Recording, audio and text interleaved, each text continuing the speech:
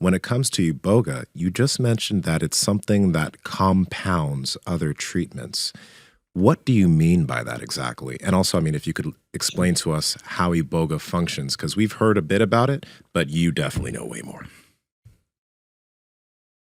Well, I'm still learning, but yes, I probably know a little bit more, having seen hundreds of people do it and working with people that have treated thousands of people who have done it. So the first part of your question is it compounds. What is it compounding? So all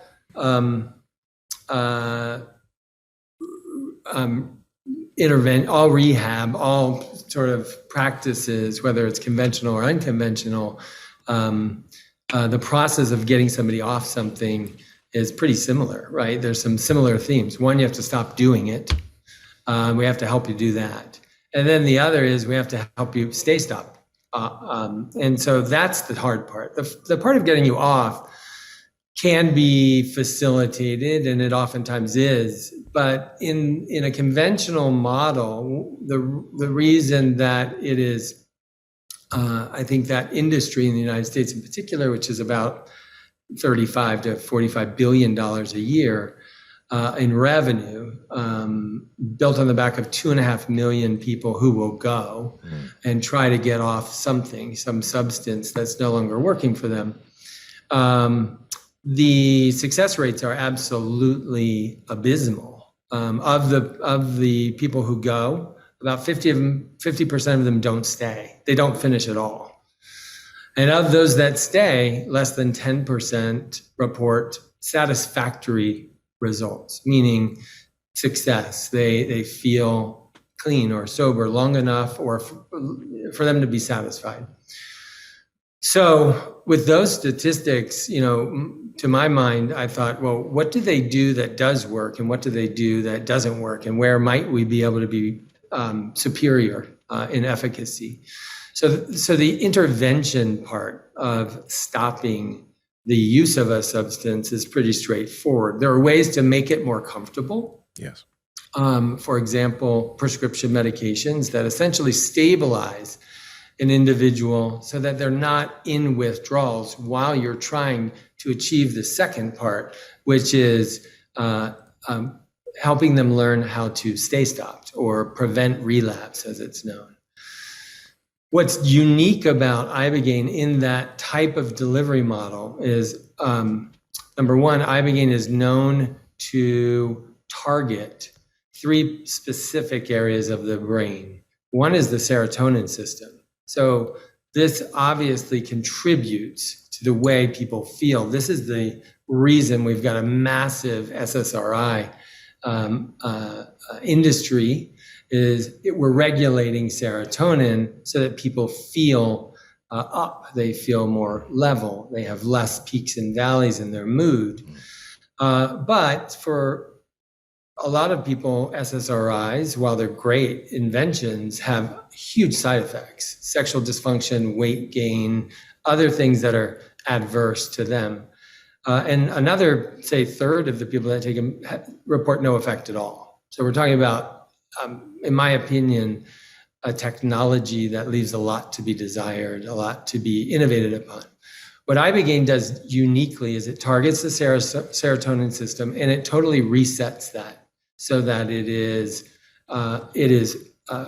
functioning closer to normal or normally naturally.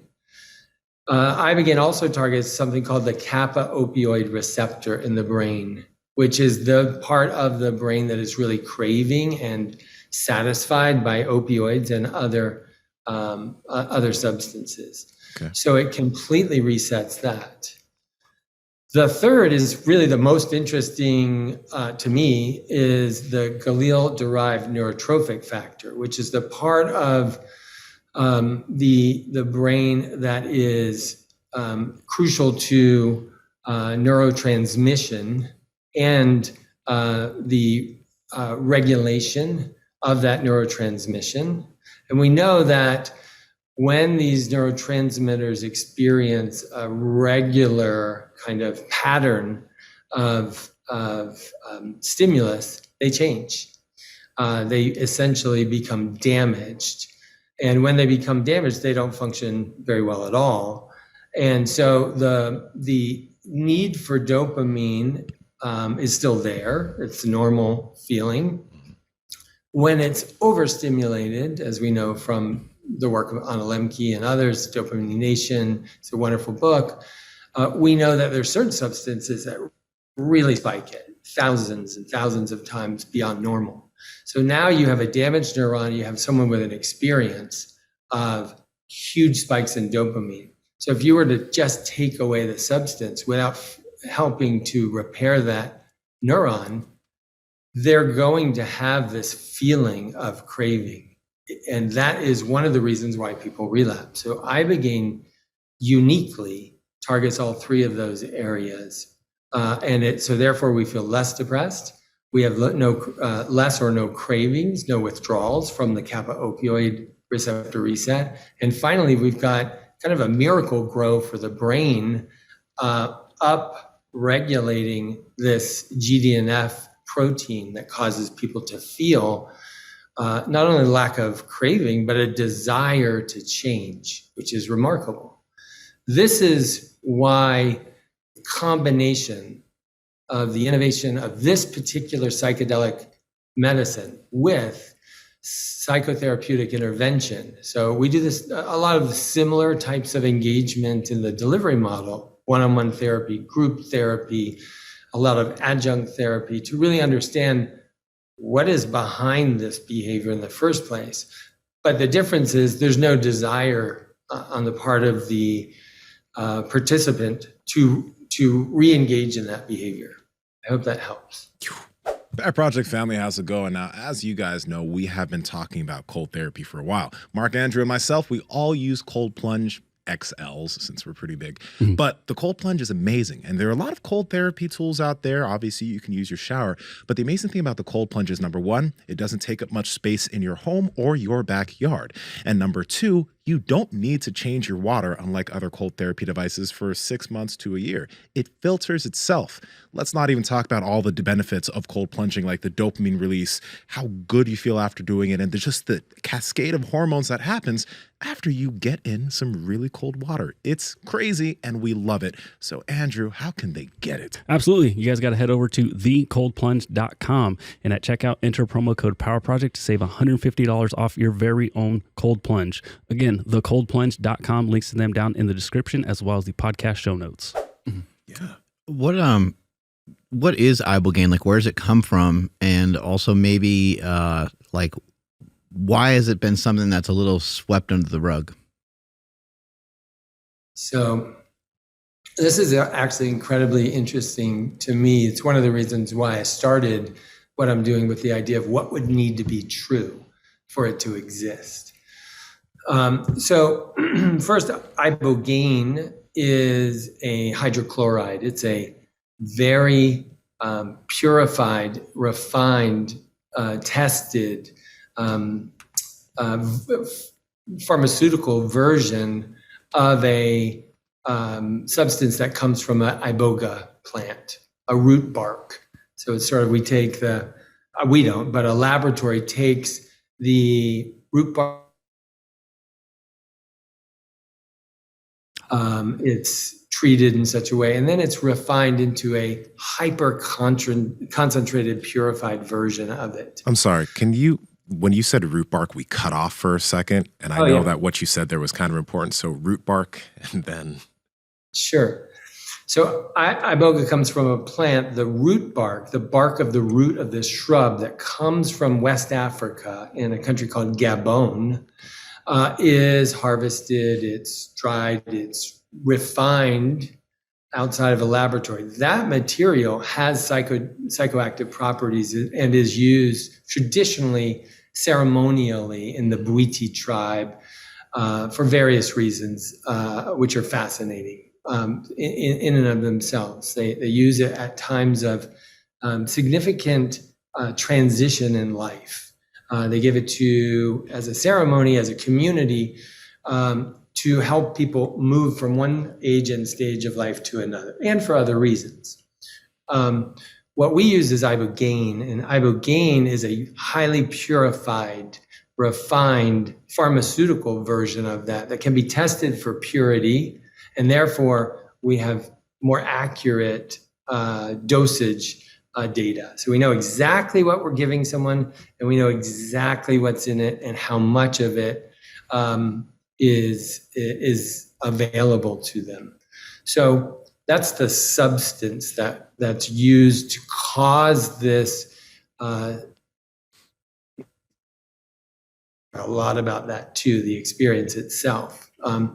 It's known to be the most intense psychedelic substance. So among the spectrum of psychedelic substances, frequently referring to like psilocybin or MDMA or LSD or something like that, there's a spectrum of their intensity, and Ibogaine is thought to be kind of the most intense, and it also has the longest duration of the experience itself. So we're talking about 12 hours or more, rather than 2 or 4 hours, and the depth, so the intensity of the experience. And we think there are specific benefits that result from those properties. The reason there's sort of, I forgot the word you used, Mark, but the reason there's kind of I would say dark side of this is because there's a lot of fear.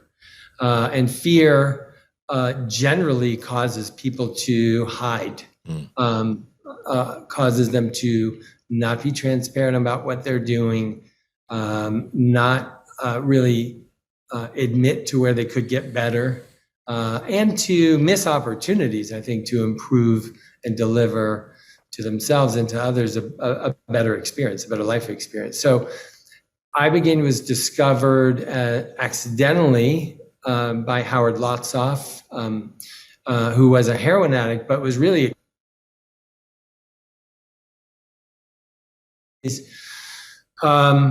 he had an incredible trip, as I just described. So did many people in that time period. They were.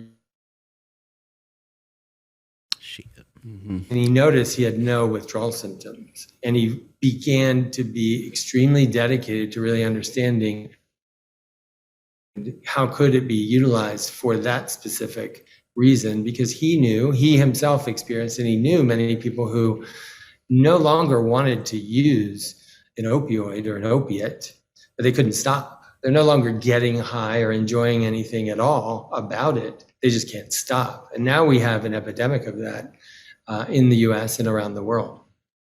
Do you think so? That fear caused people who learned about it to administer it, but not in a way that was fully transparent or optimized for maximum efficacy. They didn't talk about it. They were sketchy in terms of how they evaluated people.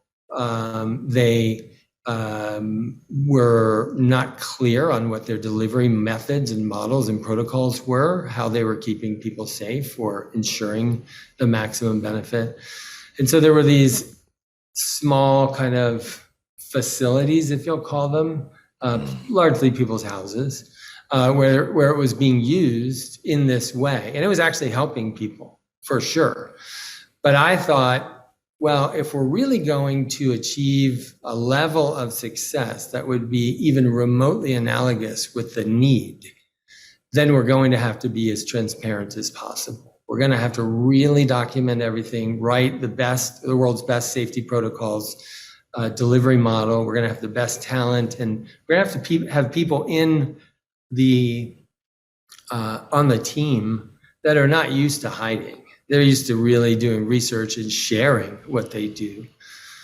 And so we just went into it with that intention. I mean, again, to be clear, 300 people will overdose and die today in the United States. 1 out of every 5, or 20% of everyone you see today, has an addiction to a substance or a behavior. It touches every family, everyone that we know. It doesn't discriminate, apparently, in any regard. We see it on the paper. And in November of 2021, I saw an article that quoted a press release from the CDC that said 100,000 people had overdosed and died for the first time in the U.S. history. And I thought, here I am benefiting from being off substances entirely, and I'm thinking about this, what then was a project. How can I not do this? How can I not try to do this at scale? Not to mention all the other people that benefit from this, the people with traumatic brain injury, depression, anxiety, who are veterans, who are first responders, their families, et cetera. We have a suicide epidemic as well. So we're getting up there in terms of the number of people per day who have catastrophic, irreparable impact in their lives for generations because this access to the substance hasn't been made available. Hey guys, if you like this clip, go ahead and comment down below and let us know what you liked about it. All right. Share this with a friend. Make sure to subscribe to the channel. And also, we are on Reddit and Discord. All that's down below. All our sponsors and everyone that supports us down below there too. So you can get whatever you like from us. All right. Peace.